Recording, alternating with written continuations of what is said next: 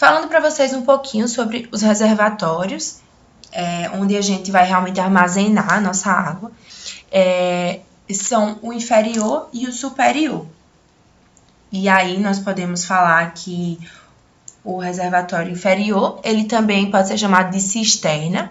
Geralmente a gente abriga 60% da estimativa calculada, né, da água necessária para a edificação aqui no reservatório inferior. E aí ele vai ter aquele sistema de recalque que eu falei para vocês, com a bomba e a canalização de sucção. Esse sistema de recalque nada mais é do que essa bombinha aqui, ela tá sugando aqui essa água do reservatório inferior, trabalhando mecanicamente, né, para fazer com que a água suba com a pressão ideal. Então, ele vai ter um sistema de bombas ou uma bomba e a canalização de sucção. Já no reservatório superior, que seria a caixa d'água, a gente pode abrigar cerca de 40% da nossa estimativa geral, né? Da estimativa de necessidade que a edificação vai ter. Geralmente a gente utiliza ou uma caixa d'água pré-moldada, que é aquelas que a gente compra pronta, ou a gente manda fazer uma caixa d'água de alvenaria. E aí vai depender do projetista, da escolha e, claramente, do tipo de projeto também e da preferência do cliente. Tem alguns equipamentos. O primeiro é a boia ou o eletronível. Eles são equipamentos diferentes, mas eles têm a mesma função, que é impedir o abastecimento da caixa d'água quando ela já estiver cheia. E o eletronível, ele é um pouquinho mais moderno, certo? Mas os dois, eles têm a mesma função de impedir o abastecimento da caixa d'água quando ela já estiver cheia, para não esborrar. O extravasor ou o ladrão vai ser um tubo que vai estar aqui na mesma altura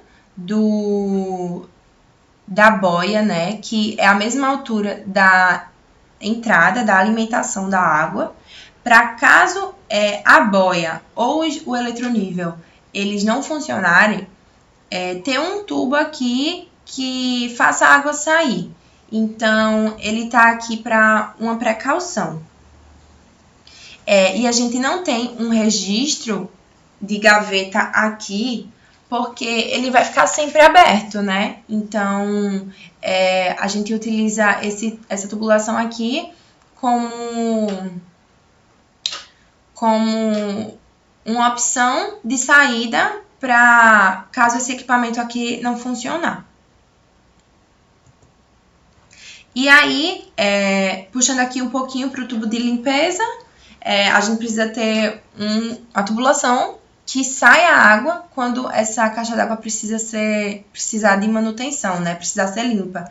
Então, a gente utiliza um registro aqui, que é o registro de gaveta, e um registro aqui para controlar o fluxo da água, né? E aí, essa tubulação aqui já é a de distribuição, e a gente tem alguns terminhos também que precisam ser ditos aqui. Vamos começar por barrilete. O barrilete, ele vai ser o tubo que vai encaminhar a água para as colunas de distribuição. Ele pode ser tanto concentrado, como ele está aqui nessa primeira imagem, como ele pode ser assim, como essa imagem aqui de baixo, mais disperso, certo? Mas o importante é que ele vai distribuir a água, vai fazer o caminho da saída da caixa d'água até as colunas de distribuição que vão dar o segmento para a água. E o que são as colunas de distribuição? As colunas de distribuição, elas vão fazer o caminho entre o barrilete e o ambiente que ela vai estar distribuindo a água. Então, essa tubulação aqui maior, ela vai ser chamada de ramal. E esse menorzinho aqui, que faz um encaixe entre o ramal e a peça, que aqui nesse caso é a pia, aqui nesse caso é o tanque, esse aqui nesse caso é da torneira, vai ser o subramal. Então, vamos lá. O barrilete, coluna de distribuição, subramal e ramal. Aqui o ramal e as pecinhas menores subramais. E aqui eu trouxe para vocês uma imagem do registro de pressão, que é diferente daquele registro de gaveta que a gente falou lá para o começo. Esse registro de pressão ele vai estar aqui com o chuveiro, certo? E aí, agora, vem os questionamentos, né? Onde colocar a caixa d'água, onde posicionar as colunas de distribuição, como escolher a quantidade necessária das colunas para o projeto. Isso aí é uma parte mais aplicada e vai depender muito do projeto. Mas, antes de falar sobre isso, a gente precisa entender um pouquinho sobre o conceito de perda de carga. E o que é perda de carga, né? No contexto que a gente está, vai ser a energia perdida pela água quando ela passa pelas tubulações, quando ela passa pelas peças, esse cotovelo aqui ou um joelho, quando ela passa por um T, assim.